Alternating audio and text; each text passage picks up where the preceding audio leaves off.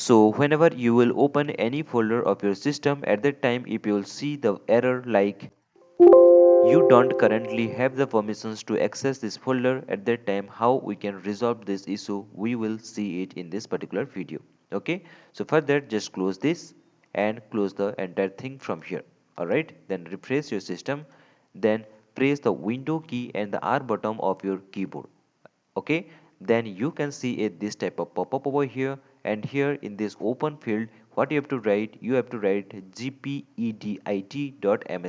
Okay, then click on OK, and then you will see this type of pop-up over here.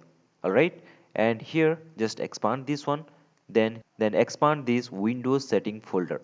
All right, and inside this you can see a options called as the security setting. So again expand this one, then again expand this local policy folder.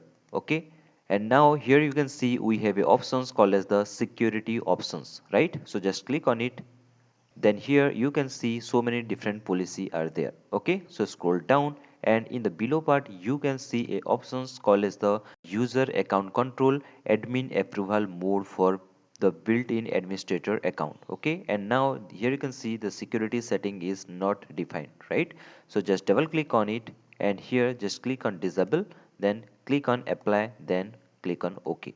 All right, then in the below part you can see another options, use account control run all administrator in admin approval mode, right? So just double click on it, then click on disable, then click on apply, then click on OK. All right, then you can see this type of pop-up over here.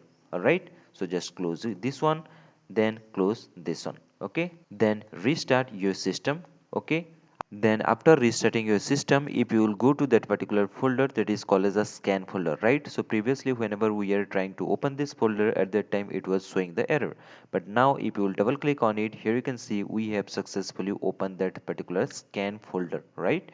So in this way we can resolve our problem like you don't have permissions to open any folder from your system, right? So thanks for watching, take care, bye bye.